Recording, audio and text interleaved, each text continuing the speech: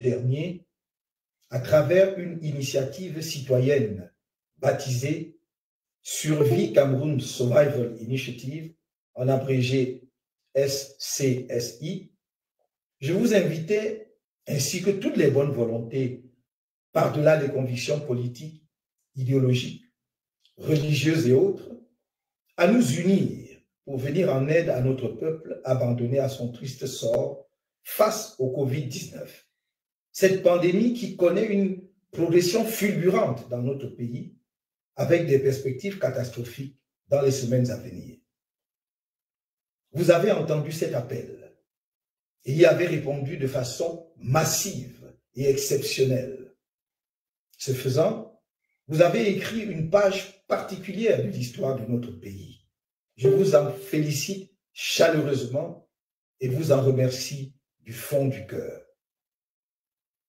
Ce mardi 7 avril 2020, par un communiqué, le ministre de l'Administration territoriale entend mettre fin à cette initiative populaire et non partisane. Cette réaction est sans doute suscitée par l'élan de solidarité exceptionnelle manifesté par des Camerounais de l'intérieur et de la diaspora, de toutes parts et de tous bords, ainsi que par des amis de notre pays en réponse à cet appel. Le régime illégal et illégitime de M. Biya vient ainsi de franchir la ligne rouge.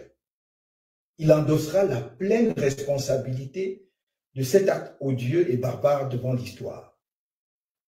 Lui-même, les membres de son gouvernement et toutes les autres personnes qui sont de près ou de loin liées à cette action qui tente à priver notre peuple d'une assistance humanitaire d'urgence alors qu'il est en danger de mort, engagent leur pleine responsabilité personnelle sur les prochaines contaminations et morts de Covid-19 dans notre pays.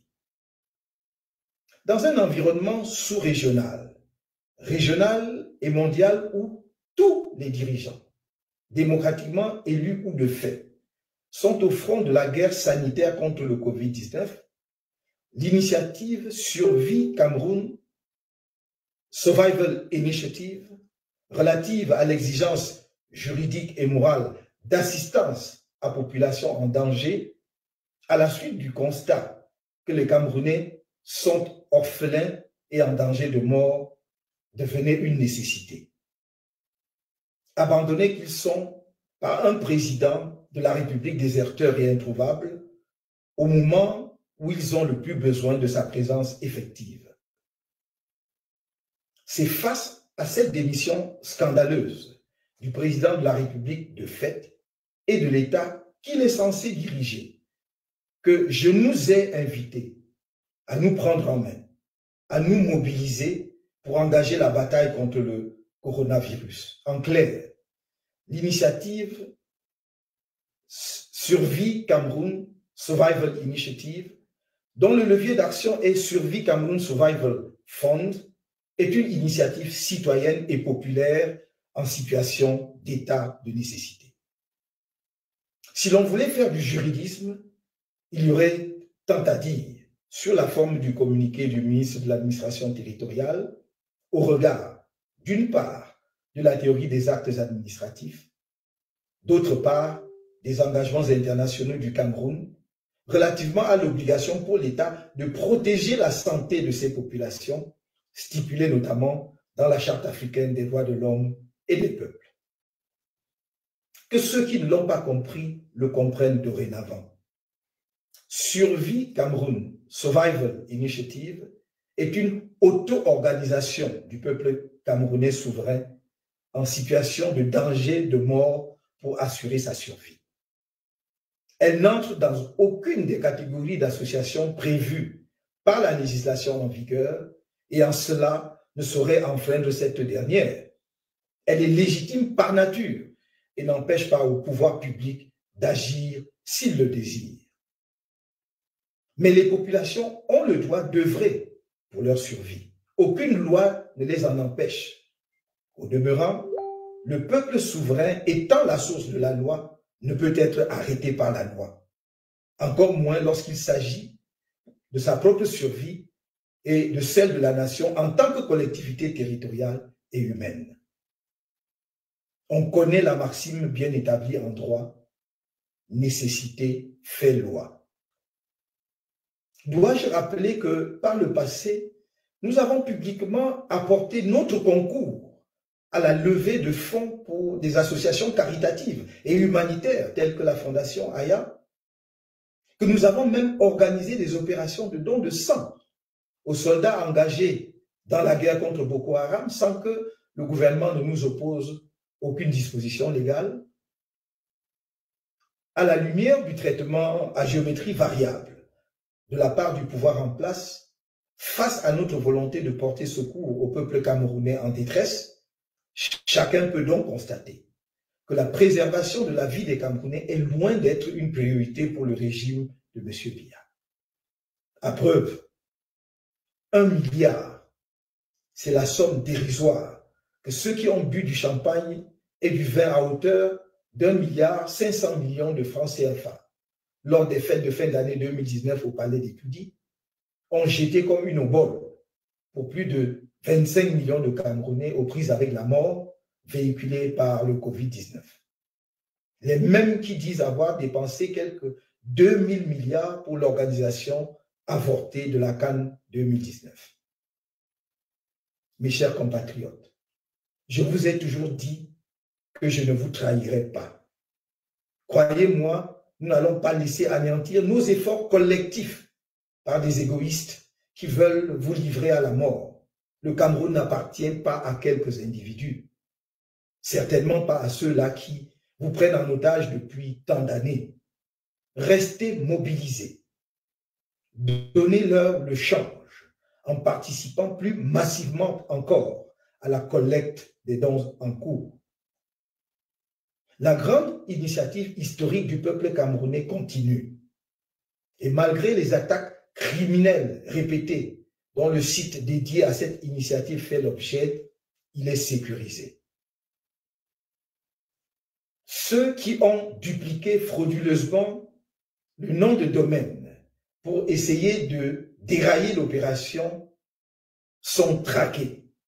Vous serez informés de leur identité réelle ou usurpée. Ne vous faites pas duper par des sites malveillants. Le lien du site reste le même.